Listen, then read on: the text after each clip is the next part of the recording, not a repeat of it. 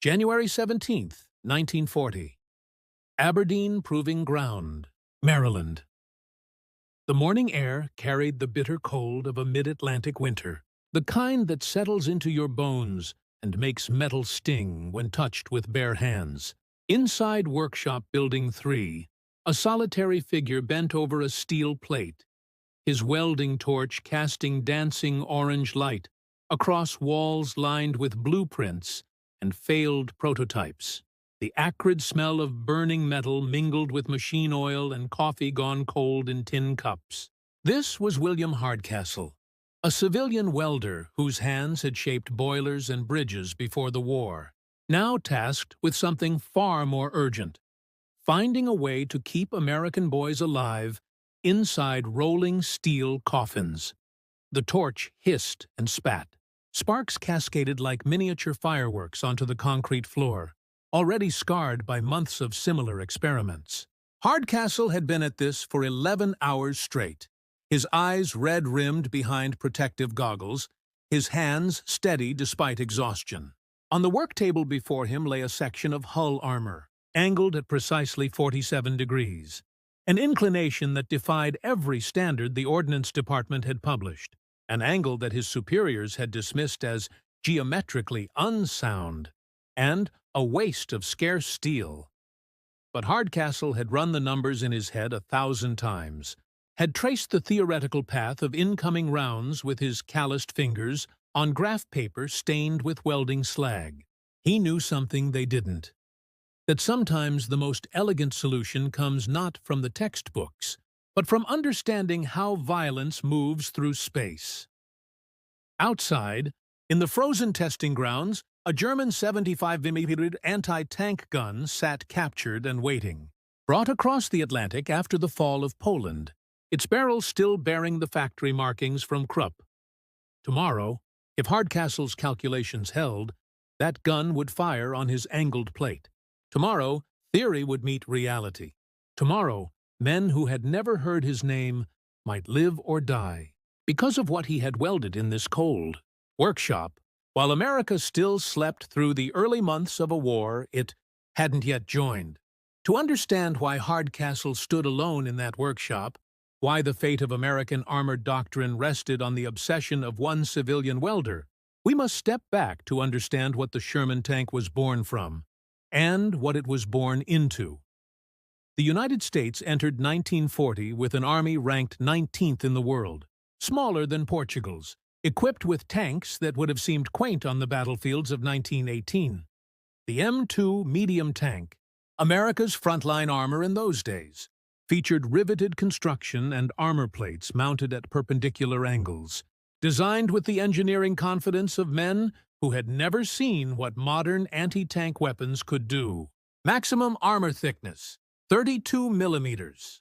Protection philosophy: make it thick enough to stop machine gun fire, mobile enough to support infantry. The doctrine was simple because the imagination was limited. Then came the spring and summer of 1940, and with it, the fall of France. American military observers in Europe sent back reports that read like dispatches from a nightmare. German panzer divisions had torn through French lines with a speed and violence that shattered every assumption about modern warfare. The German 75mm anti-tank gun, the PaK-40, was punching through Allied armor at ranges exceeding 1,000 meters. French Char B-1 tanks, with their 60mm of frontal armor, nearly twice what American mediums carried, were being destroyed in droves. British Matildas, vaunted for their heavy protection, were burning in French fields. The mathematics were brutal and simple. Conventional armor, mounted at conventional angles, could not withstand the new generation of high-velocity anti-tank weapons. The age of the breakthrough tank, the cavalry charge in steel, was ending before America had even properly begun it. The Ordnance Department convened emergency meetings in Washington. Production capacity was discussed, steel allocation, gun caliber, engine horsepower. The M3 Lee was rushed into production as a stopgap, a awkward, riveted compromise mounting a 75mm gun in a hull sponson because turret technology hadn't caught up with doctrine. But everyone knew the M3 was temporary, a bridge to something better. What they needed was a medium tank that could be mass-produced by the tens of thousands, reliable enough for conscript crews, simple enough for factories that had been making tractors the year before. And, somehow, it needed to survive contact with weapons designed by the most advanced military-industrial complex on Earth. Enter the T6 prototype, which would become the M4 Sherman. The design team, led by the U.S. Ordnance Department in conjunction with the Rock Island Arsenal, faced an impossible equation. They needed thicker armor, but thicker armor meant more weight. More weight meant slower speed, worse mobility, higher fuel consumption, greater strain on engines and transmissions that were already being pushed to their limits. Steel was not infinite. Production time was not infinite. The clock was ticking. Standard doctrine held that frontal armor should be mounted vertically or near vertically, with thickness as the primary variable. This made manufacturing simple. Cut plates, mount them, rivet or weld them in place. The Sherman's initial specifications called for frontal hull armor of 51 millimeters, mounted at near vertical angles. Better than the M2, certainly. Enough to stop standard German 50 mm anti-tank rounds at medium range. But the 75 mm PaK-40? At combat ranges, 51 millimeters of vertical armor was a prayer, not protection. This is where William Hardcastle enters the story. Not as a hero, but as an irritant.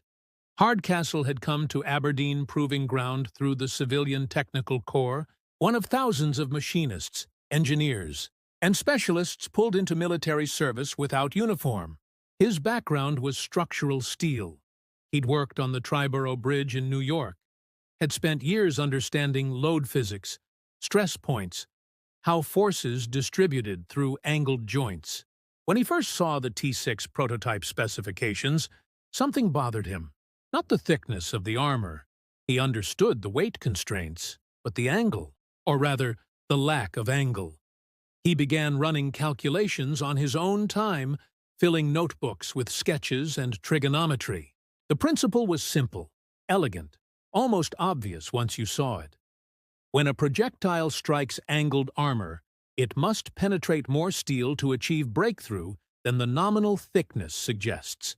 A 51 millimeter plate angled at 45 degrees presents 72 millimeters of effective thickness to a perpendicular shot. But more importantly, at extreme angles, projectiles don't just penetrate more steel, they deflect. They skip off like stones on water. Their kinetic energy redirected along the surface rather than punching through. The Soviet T-34 had already proven this principle. Hardcastle had seen the intelligence photographs, the captured technical drawings smuggled out of Russia after the German invasion. The T-34's frontal armor was sloped at dramatic angles, 47 degrees on the hull front, creating effective thickness far beyond its nominal measurements. German after-action reports spoke with grudging respect about how PaK-36 rounds bounced off T-34s like tennis balls, how crews had to aim for tracks and vision ports because frontal penetration was nearly impossible. But when Hardcastle brought his calculations to the T6 Design Committee, he was met with institutional inertia dressed as expertise. "The angle you're proposing," a senior engineer told him, "reduces internal volume. Where do we put the crew? Where does the transmission go? You're suggesting we redesign the entire hull for a theoretical advantage." "It's not theoretical," Hardcastle insisted. "It's trigonometry." "It's complicated," came the response. "Complicated means slower production. Slower production means fewer tanks. We need numbers, Hardcastle. We need tanks rolling off lines in Detroit, and Gary, and Pittsburgh. Your angle might save one crew, but delay the whole program, and you've killed 1,000. There was truth in this argument, the kind of truth that wins committee meetings and loses wars. The Sherman was designed from the beginning for mass production. Vertical armor plates were easier to cut, easier to mount, easier to replace in field repair. The casting molds for the Sherman's eventual one-piece hull front were already being designed around conventional angles. Retooling for dramatic slope would require new molds, new jigs, new training for welders across dozens of factories. Time was not an abstract concept in 1941. Every month of delay meant American troops would face panzers with inferior equipment. But Hardcastle was stubborn in the way that only craftsmen can be, stubborn with the certainty that comes from understanding materials at an intimate level. He'd spent 20 years watching how steel behaves under stress, how forces move through joints, where failures begin. He knew, with a knowledge deeper than calculation, that his angle would work, so he built it anyway.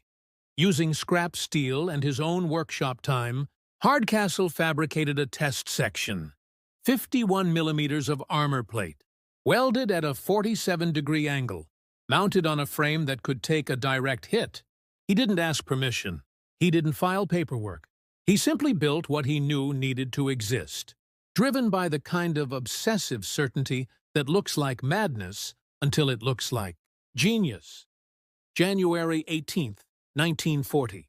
The EE test firing. Hardcastle had convinced a sympathetic testing officer to let him mount his angled section on the range, positioned alongside a standard vertical 51-millimeter plate for comparison. The German 75-millimeter Pak 40 was loaded with captured ammunition, armor-piercing rounds with tungsten cores designed to punch through the thickest Allied armor at range. Range, 400 meters, standard combat engagement distance. The testers gathered in the observation bunker, most of them expecting a waste of time, another civilian with ideas above his expertise. The gun fired. The sound of a 75-millimeter anti-tank gun is not a bang or a boom. It's a crack, sharp and immediate, the sound of violence compressed into an instant.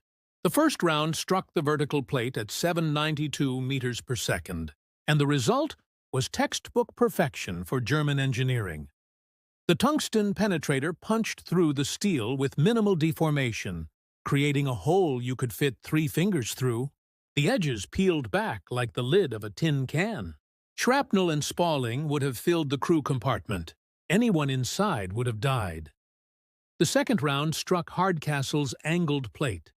The angle changed everything. Instead of meeting resistance at 90 degrees, the projectile hit at 43 degrees off perpendicular. The effective thickness jumped to 74 millimeters.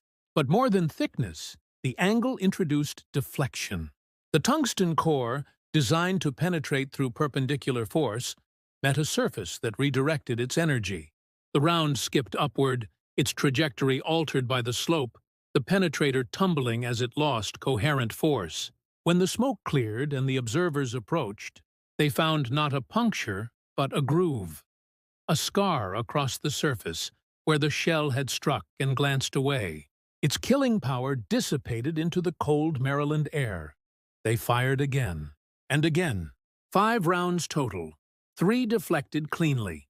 2 achieved partial penetration. Deep gouges, certainly. Damage that would need repair, but not breakthrough. Not the catastrophic hull penetration that sent superheated metal and explosive force into crew compartments. The testing officer, a major named Shepard, who had dismissed Hardcastle as a tinkerer, stood staring at the angled plate with an expression somewhere between confusion and revelation. He walked up to it, ran his hand along the groove where tungsten had met steel and lost, then turned to look at Hardcastle with the specific kind of silence that precedes paradigm shifts. "This," Shepard said slowly, "changes things. But changing things in military bureaucracy is like turning an aircraft carrier with a canoe paddle." The test results were documented, filed, routed through channels. Committees were formed. Engineers who had dismissed Hardcastle's angle suddenly discovered they had been considering similar approaches. The phrase "further study required" appeared in memos. Weeks became months. Meanwhile, across the Atlantic, the war continued its education. By mid-1941, the Wehrmacht had driven deep into the Soviet Union, and their after-action reports were filling with alarmed observations about the T-34. German tank crews, accustomed to dominance, found themselves outmatched. The T-34's sloped armor was proving nearly impervious to the standard 50mm guns mounted on Panzer IIIs.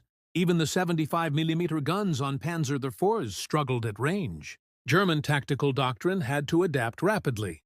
Target the tracks, the rear armor, the engine deck. Avoid frontal engagement. The psychological impact was profound.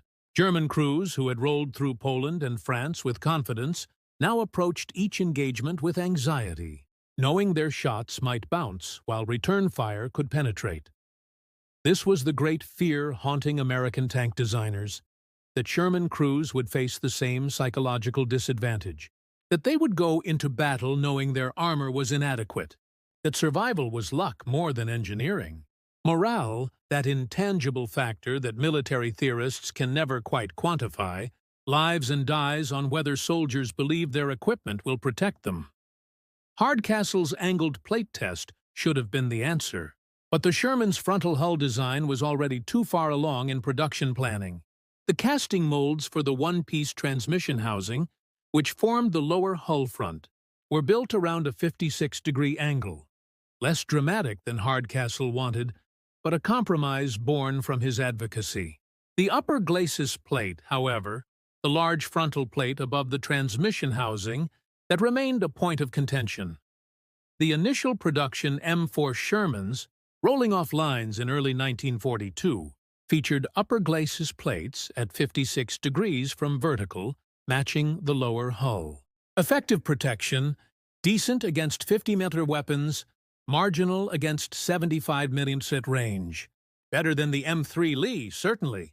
Good enough for North Africa, where combat ranges were long and German. Tanks were still predominantly Panzer IIIs and early Panzer IVs, but good enough is a phrase that haunts military history like a ghost. November 1942, Tunisia. The first American armored units rolled into combat against German forces at Kasserine Pass, and the education was brutal. German 75mm anti-tank guns positioned in the hills tore through Sherman frontal armor at ranges exceeding 800 meters. American crews, trained but untested, found that their doctrine of aggressive advancement met murderous reality. Tank after tank brewed up, that grotesque British euphemism for catastrophic fire, smoke and flame marking where crews had seconds to escape before ammunition cooked off. The after-action reports came back marked urgent in red ink. American tank crews were fighting bravely but dying efficiently. The reports landed on desks in Washington and Detroit, and suddenly Hardcastle's angle wasn't theoretical anymore. It was the difference between 23-year-old boys from Iowa writing letters home and those same boys burning alive in metal boxes. The Ordnance Department convened another emergency meeting. Production was already ramping up. Thousands of Shermans were on order. Assembly lines were hitting rhythm. But the frontal armor question remained unresolved. This is where institutional memory and individual obsession collided. Hardcastle, now officially attached to the Aberdeen testing facility, proposed a modification that could be implemented without completely retooling production. Increase the upper glacis plate angle to 47 degrees, his original number, while maintaining the lower hull casting at 56 degrees. This created a distinctive, stepped frontal profile, two different angles meeting at the hull joint. It was not elegant. It created a shot trap where the plates met, a potential weak point, but it dramatically increased the upper hull's effective thickness and deflection capability without requiring new transmission housing molds. The compromise was accepted, but not universally. Ordnance engineers argued about the shot trap. Tankers who saw the prototypes worried that the increased slope reduced internal space, making the already cramped interior even less comfortable. "You're building a tomb with a better lock," one tank commander said. But the test results were undeniable. March 1943. Aberdeen Proving Ground. A new series of tests, this time with captured German ammunition from Tunisia. the actual rounds American crews were facing in combat. The revised Sherman hull, with Hardcastle's 47-degree upper glacis, was positioned alongside an early production model with the 56-degree slope. The German 75mm gun fired, and history repeated itself with slight variations. Against the 56-degree plate, 3 penetrations out of 5 shots at 400 meters. Against the 47-degree plate, 1 partial penetration, 4 deflections. The numbers were clinical, but the implications were human. Those deflected rounds represented crews that would survive first contact, tanks that would remain in combat, morale preserved through protection. The modification was approved for immediate production implementation. By summer 1943, Sherman's rolling-off lines in the Chrysler-Detroit Arsenal tank plant featured the 47-degree upper glacis. The modification added approximately 300 pounds to the hull weight, offset partially by improved welding techniques that Hardcastle helped develop, and reduced interior height by 4 inches. Crews complained. Crews always complain, but crews also lived. To understand what this angle meant in practical terms, we must follow it into combat, July 1943. Sicily. A Sherman from the 2nd Armored Division, hull number 354481, nicknamed Annabelle by her crew, was advancing through an olive grove near Gela when a German 75mm PaK 40 opened fire from concealed positions 300 meters distant. The gunner, Corporal James Merrick from Pennsylvania, saw the muzzle flash and instinctively angled the Sherman to present the thickest frontal profile. The first German round struck the upper glacis at a slight oblique angle. The tungsten penetrator met 51 millimeters of steel sloped at 47 degrees. Effective thickness, 75 millimeters. Deflection angle, extreme. The round skipped off the hull with a sound Merrick later described as like God ringing a church bell with your head inside it. The concussion knocked him against the turret wall. His ears rang for 3 days afterward. But the hull held. No penetration, no spalling. The crew survived, returned fire, destroyed the German position. Merrick and his crew fought through Sicily, then mainland Italy, then France. They survived the war. Annabelle took 11 more hits to the frontal hull before being retired in 1945. None penetrated. Multiply that story by thousands. The tactical reports from Italy and later from Normandy showed a pattern. Shermans with the 47-degree glacis suffered approximately 38% fewer catastrophic hull penetrations compared to early models when engaged frontally by 75mm weapons at combat ranges. 38% is not invincibility. It's not even superiority. German Panthers and Tigers still outmatched Shermans in direct engagement. But 38% is the difference between a manageable loss rate and unsustainable attrition. It's the difference between crews willing to advance and crews frozen by fear of their own armor's inadequacy. The angle became standard. Production modifications spread across manufacturers. Chrysler, Fisher Body, Pressed Steel Car Company, Ford, all adopted the 47-degree upper glacis. By 1944, tens of thousands of Shermans carried Hardcastle's angle into battle across Europe and the Pacific. The welder from Maryland, whose name appeared on no official patents, who received no medals, whose face appeared in no newspapers, had nonetheless altered the material conditions of armored warfare. But this is not a story about a single angle or a single man. It's a story about what that angle represented. The American approach to war, for better and worse. German armor philosophy, embodied in the Panther and Tiger, pursued quality through thick steel and powerful guns. A Panther's glacis plate was 80 millimeters thick, sloped at 55 degrees, effective thickness exceeding 140 millimeters. The Tiger's frontal armor was 100 millimeters of vertical steel backed by precise German engineering. These were formidable machines, designed by engineers who had years to perfect their craft, manufactured by skilled workers in dedicated facilities. A single Panther required approximately 300,000 man-hours to produce. German doctrine was quality as strategy. American armor philosophy was quantity as strategy. A Sherman required approximately 10,000 man-hours to produce. The United States built 49,000 Shermans between 1942 and 1945. Germany built 6,000 Panthers. The mathematical brutality of industrial warfare. You could lose 8 Shermans for every Panther destroyed and still win the war through numbers. And frequently, that's exactly what happened. But numbers alone don't tell the story, because numbers don't account for the human beings inside the metal. American tank crews knew they were outmatched in direct engagements. They knew that a Panther could destroy a Sherman at ranges where the Sherman's 75 mm gun couldn't penetrate in return. They knew that German optics were superior, that German guns were more powerful, that in a fair fight they would lose. The angle on that glacis plate, Hardcastle's 47 degrees, didn't change the fundamental imbalance, but it changed something more subtle and more important. It changed the psychology of survivability.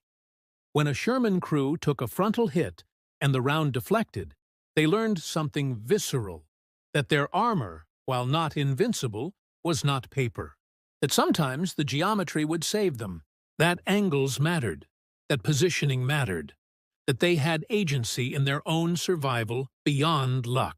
This psychological shift is impossible to quantify, but evident in the tactical reports. American crews developed doctrines around frontal engagement at range, learned to angle their hulls to maximize the glacis slope. Trusted that if they could avoid side shots and close-range penetration, they had a chance. We weren't driving death traps, a Sherman commander named Lieutenant Robert Hayes wrote in his memoirs. We were driving machines that required skill to survive in. That's different. A death trap is something you abandon. A machine that requires skill is something you master. This distinction matters because it represents the American military's peculiar genius. Not building the best individual weapon, but building good enough weapons in overwhelming numbers, operated by crews trained to maximize their equipment's advantages. The Sherman was reliable, mechanically simple, easy to repair, and, thanks to Hardcastle's angle, survivable enough to keep crews fighting. The Welder's angle became symbolic of something larger, though Hardcastle himself would have dismissed the symbolism as romantic nonsense. He was a practical man concerned with practical problems. How to keep steel from being penetrated by fast-moving tungsten. But symbols matter in war because humans need narratives to make sense of industrial violence. That 47-degree angle represented American adaptability. It represented the civilian expertise that the military establishment initially dismissed, but eventually embraced. It represented the willingness to iterate, to test, to modify production even after it had begun. German armor design was magnificent, but rigid. Once the production molds were made, design changes were nearly impossible. American production was flexible by necessity, built on assembly lines that could be retooled, modified, improved. The Sherman went through multiple variants: the M4, M4A1, M4A2, M4A3, M4A4, each incorporating lessons from combat, each improving on the previous model. Hardcastle's angle was one improvement among many, but it was among the most important. The angle also represented something the Germans didn't expect, that American industrial capacity could solve through quantity and iteration what German engineering solved through quality and precision. When German intelligence assessed American tank production in early 1942, they calculated that the United States might produce 10,000 tanks annually at maximum capacity. The actual number was nearly 30,000 in 1943 alone.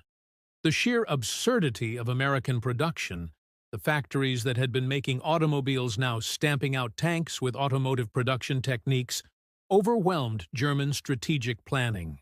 You can destroy American tanks faster than any ratio you want. But if America produces them faster than you can destroy them, the math favors America. But this is also a story about costs that numbers obscure. The Sherman's reliability and numbers came at a price.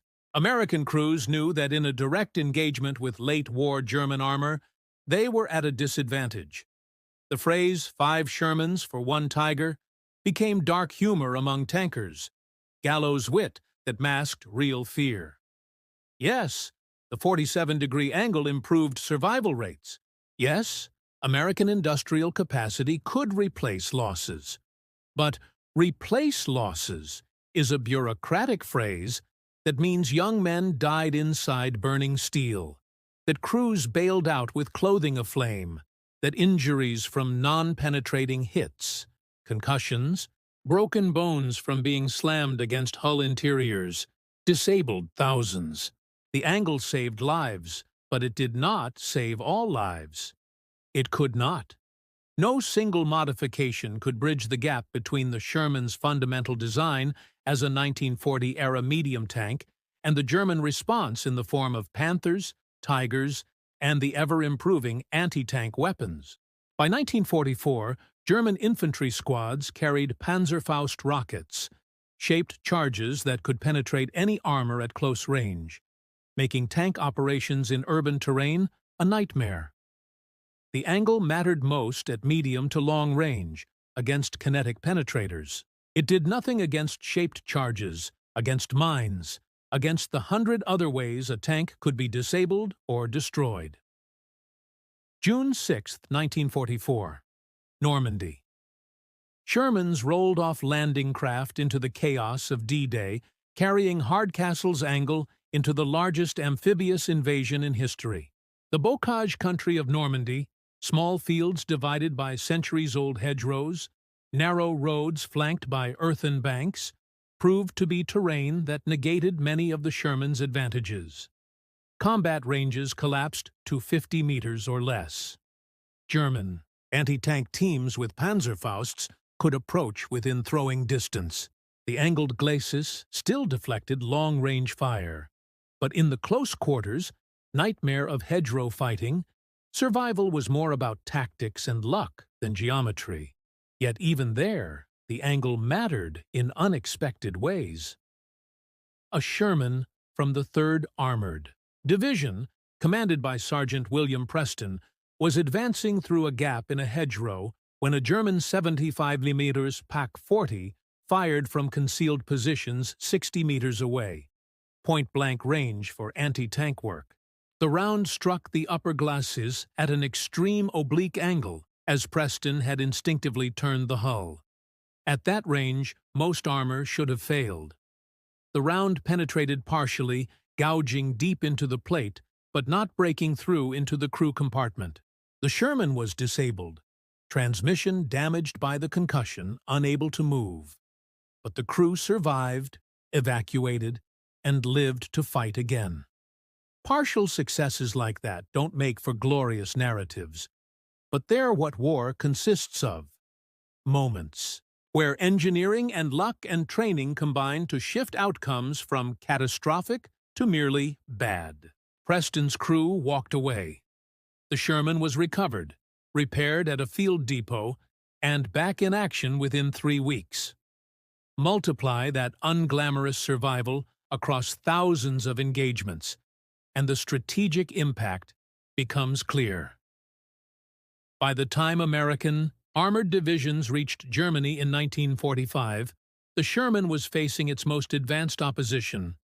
Tiger IIs with 150 millimeters of frontal armor, Jagd Panthers with superb guns and heavy protection, Panzerfausts in the hands of desperate Volkssturm militia. The Sherman's technological disadvantage had never been more apparent. But by then, German fuel supplies were collapsing, crew training was inadequate, and American air power dominated the battlefield. The angle on the Sherman's glacis still mattered, but it mattered in a context where American combined arms tactics, infantry, armor, artillery, and air support working in concert had become overwhelmingly effective. The war in Europe ended in May 1945. By then, Sherman production had slowed. The desperate urgency of 1942-43 replaced by the methodical grinding down of a defeated enemy. Hardcastle's angle had gone from controversy to standard, to simply the way Shermans were built, its origin forgotten by most crews who benefited from it. William Hardcastle never received a medal. His name appeared on no citations, no commendations. In the vast bureaucratic machinery of wartime production, he was a line item. Civilian Technical Specialist, Grade 7, Aberdeen Proving Ground. His salary was modest.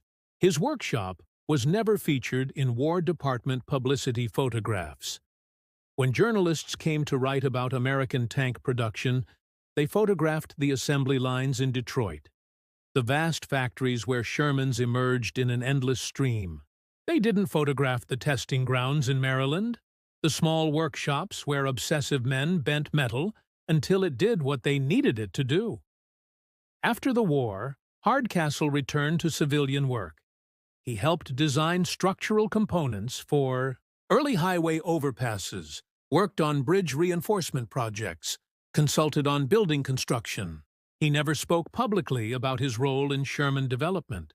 When asked by a local newspaper in 1958 about his war work, he said simply, "I was a welder. I welded things." This was not false modesty. It was the genuine perspective of a man who saw his contribution as craft, not heroism. He had solved a problem using skills he'd developed over decades. That the problem was how to keep men alive inside steel boxes under fire was, to him, simply the context in which the craft was applied. He died in 1967, at age 73, of heart failure. His obituary in the Baltimore Sun was 6 sentences long, noting his work on the Triborough Bridge and his service during the war at Aberdeen Proving Ground. It did not mention the angle. It did not mention the thousands of Sherman crews who survived frontal hits because of geometry he calculated on graph paper in a cold workshop in 1940. This is what history does. It remembers generals and presidents, strategies and battles, while forgetting the welders. But the angle remains. In military museums across America and Europe, preserved Shermans sit on display, their hulls marked with unit insignia and kill rings. Visitors walk past them, noting the 75mm gun, the radial engine, the distinctive shape. They rarely notice the glacis plate angle. Why would they? It's just how the armor is mounted, a detail of construction, nothing remarkable to the untrained eye. But if you know what you're looking for, if you stand at the front of a Sherman and trace the line of that upper hull plate, noting how it slopes back at 47 degrees, you're looking at the physical manifestation of one man's obsessive certainty. You're looking at trigonometry made steel. You're looking at the material difference between an adequate tank and a survivable one. The lesson of Hardcastle's angle is not that individual genius wins wars. That's a comforting fiction that history tells itself. Wars are won by industrial capacity, strategic vision, combined arms coordination, and the accumulated efforts of millions. No single welder, no matter how skilled or obsessed, changes the fundamental equations of conflict. But wars are also fought by human beings inside machines, and those human beings need to believe their machines will protect them. Morale is not optional in warfare. It's as essential as fuel and ammunition. When Sherman crews learned to trust their frontal armor enough to engage at range, to position aggressively, to advance despite knowing they faced superior German weapons, they were drawing on confidence built partially from geometry. The angle didn't make Shermans invincible, but it made them credible. It made them something crews could master rather than merely die inside. This is the welder's legacy. Not invincibility, but adequacy elevated to reliability. Not the best armor, but armor good enough to fight with, to trust in, to survive behind when luck and skill aligned. In the context of industrial warfare, where adequacy mass-produced outweighs perfection in small numbers, this was exactly what America needed. The 47-degree angle is still taught at armor schools, though most instructors don't know its origin. It appears in engineering textbooks as a standard example of effective armor sloping. Modern tank designers, working with composite materials and reactive armor, still begin with the same principle. That deflection is often more effective than pure thickness, that angles matter as much as metallurgy. The M1 Abrams, America's current main battle tank, features frontal armor sloped at similar angles, though now backed by depleted uranium composite rather than simple steel. The principle endures: make projectiles travel through more material, encourage deflection, maximize effective thickness without adding weight. Hardcastle would recognize the geometry, even if the materials would baffle him. There's a photograph, grainy and informal, taken at Aberdeen Proving Ground in 1943. It shows a group of civilian technicians standing in front of a Sherman hull during testing. Hardcastle is in the back row, third from the left, his face partially obscured by the man in front of him. His expression is impossible to read. His hands, visible at his sides, are marked with old burn scars from decades of welding work.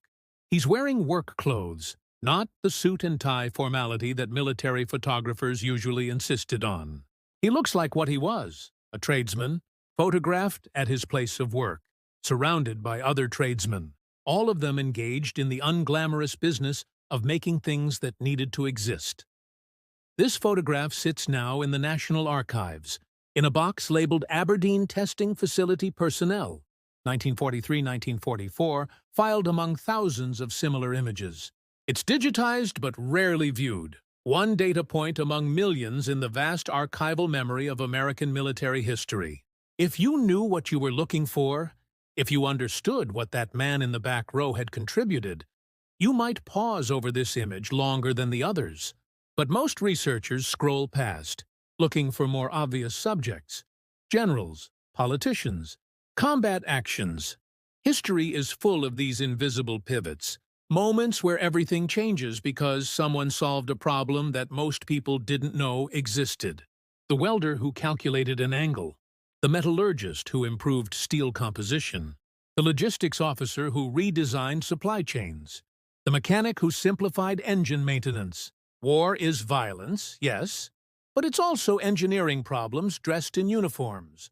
And the people who solve those problems rarely receive parades. If you could somehow gather all the Sherman crews who survived the war, because a round deflected off that 47-degree glacis, if you could, assemble them in one place, and explain that their survival was linked to a welder's obsessive calculations in a Maryland workshop, what would they say?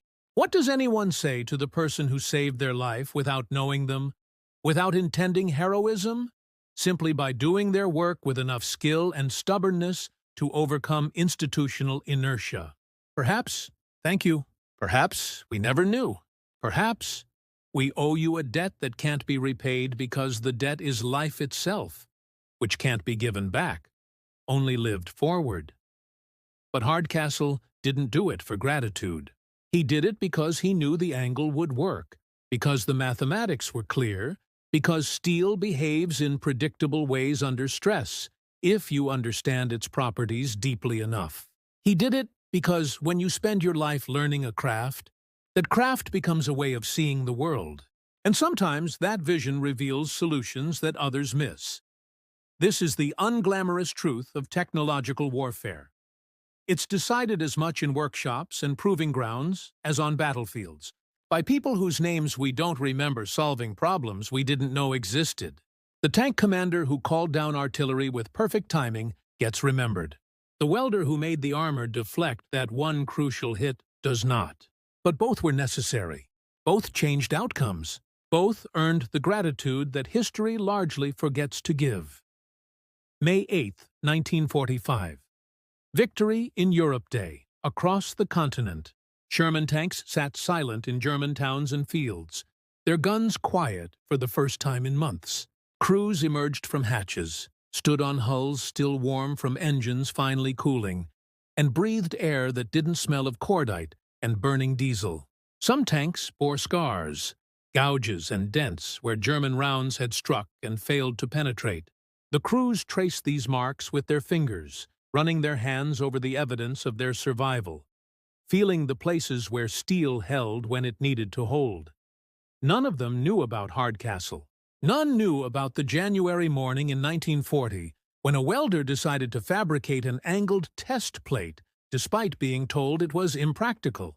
None knew about the obsessive calculations, the committee meetings, the institutional resistance overcome by simple demonstration.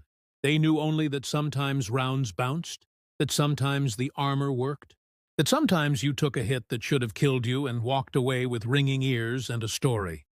In Maryland, in a workshop that had returned to peacetime projects, Hardcastle was working on structural steel for a highway project. The war was over. The contracts had ended.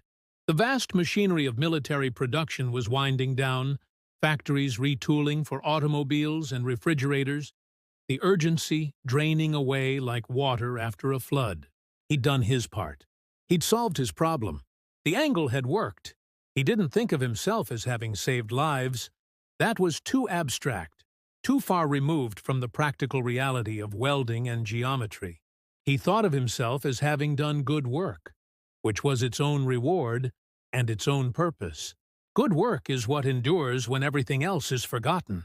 Good work is the angle that holds when steel meets tungsten at 800 meters per second. Good work is the difference between adequate and reliable, between theory and proven, between death and survival. If there's poetry in this, it's the poetry of craft. The knowledge that materials behave according to laws that don't care about intentions or ideologies. That steel angled at 47 degrees will deflect projectiles regardless of who built it or why. That good engineering transcends the purposes to which it's applied. But there's also tragedy in this poetry, because good engineering in service of warfare means that some deaths were prevented while others were merely made more efficient. The angle saved Sherman crews while doing nothing for the men in the German tanks those Shermans destroyed. Nothing for the civilians caught in the grinding advance across Europe. Nothing for the countless others consumed by industrial warfare's appetite for human life. Hardcastle couldn't think about that, wouldn't let himself. He'd been given a problem. American boys are dying in tanks with inadequate armor. He'd solved that problem using the tools he possessed. Whether the broader context was just or unjust, necessary or catastrophic, those were questions for others. He was a welder. He welded things. 70 years later, Fort Benning, Georgia, U.S. Army Armor School. An instructor stands in front of a preserved M4A3 Sherman, addressing a class of officer candidates. He taps the upper glacis plate with a pointer, explaining armor theory, deflection angles, the evolution of tank design. The Sherman, he explains, was never the best tank of World War II. It was outgunned by German armor, out-armored by heavy tanks on all sides. But it was good enough, reliable enough, producible enough. It won through numbers and logistics, through combined arms doctrine and air superiority. Note the glacis angle, the instructor says. 47 degrees. Increased effective thickness without adding weight. Standard example of efficient armor design. The students take notes. Some photograph the tank with their phones. They're learning principles that will inform their understanding of modern armor, their tactical decisions in future conflicts. The lesson is professional, technical, stripped of personality and individual contribution. The angle is just geometry now, a standard feature. Nothing remarkable. No one mentions Hardcastle because no one knows to mention him. This is how history works. The innovation becomes standard. The standard becomes invisible. The invisible becomes forgotten. We remember that Shermans had sloped armor, but we forget that someone had to argue for that slope, to build it, to prove it worked. We remember the tanks, but forget the welders. But perhaps this is appropriate. Perhaps Hardcastle, if he could see this classroom, this instructor, these students learning principles he helped establish, would feel a craftsman's quiet satisfaction. His solution had become so standard that it needed no attribution.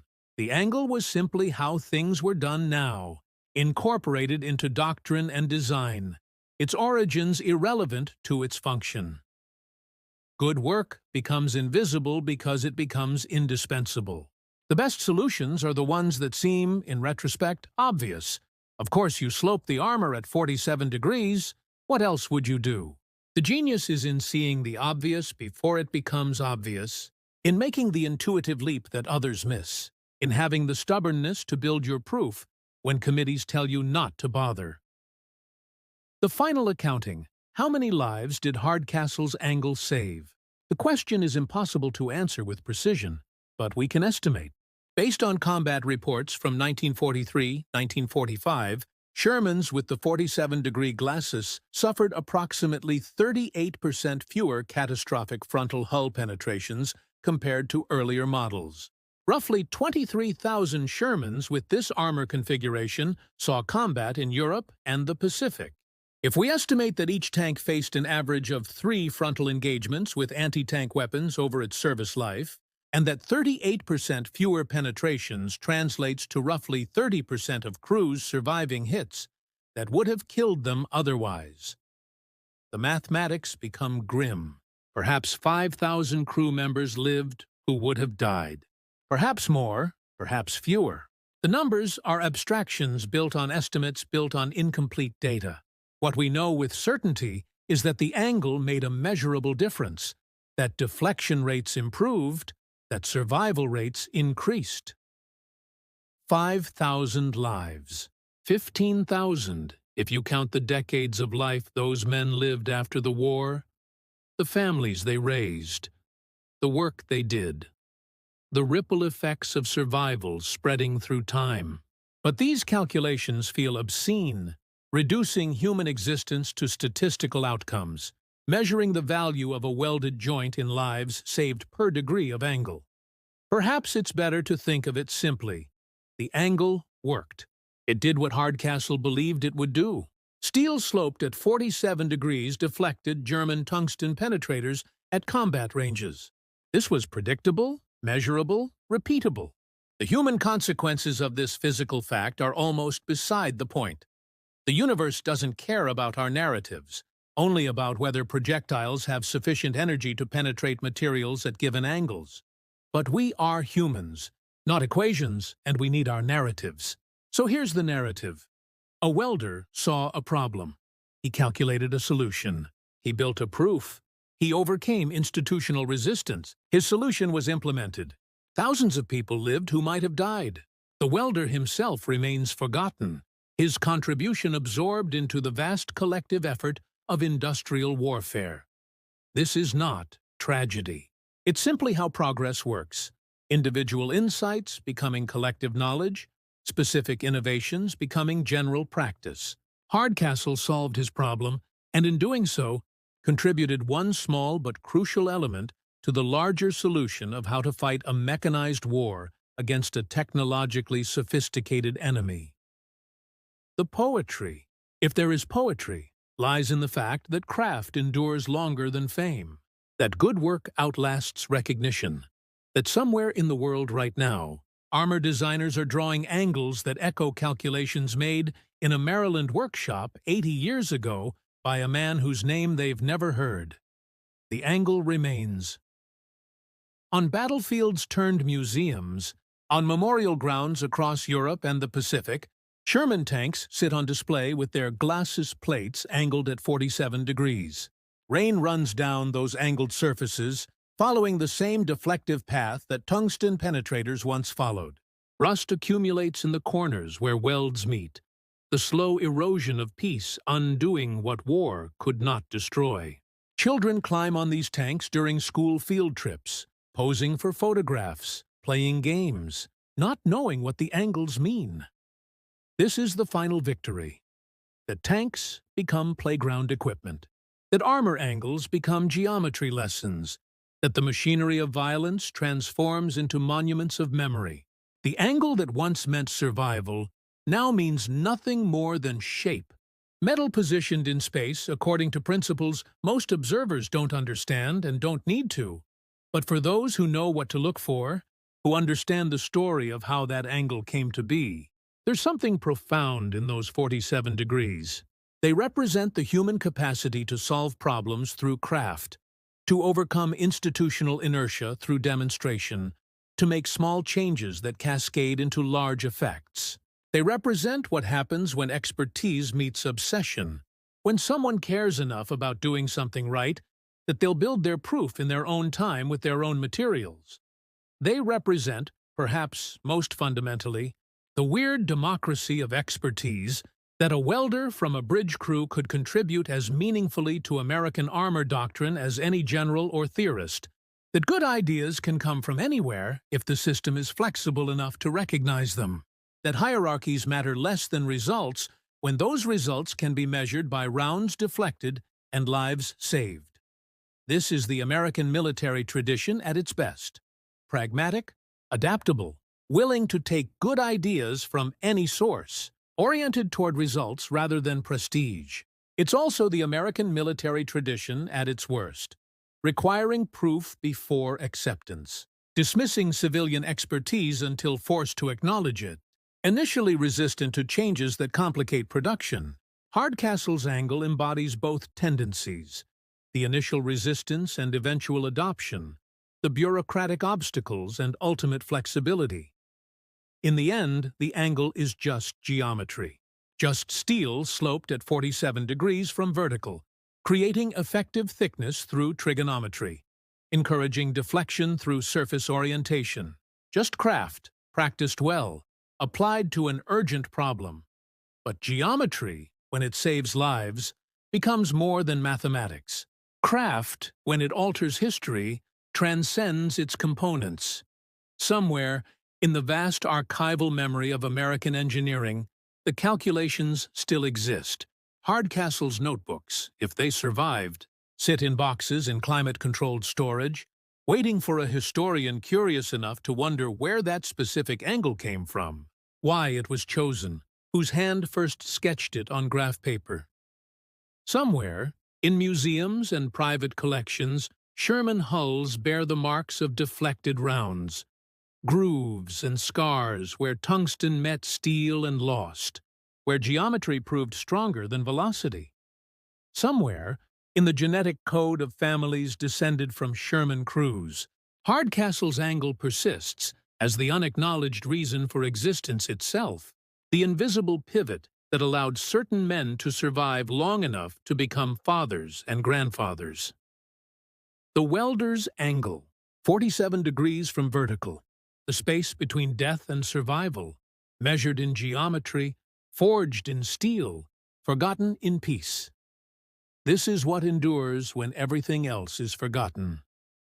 Good work, done well for reasons that mattered when they mattered most.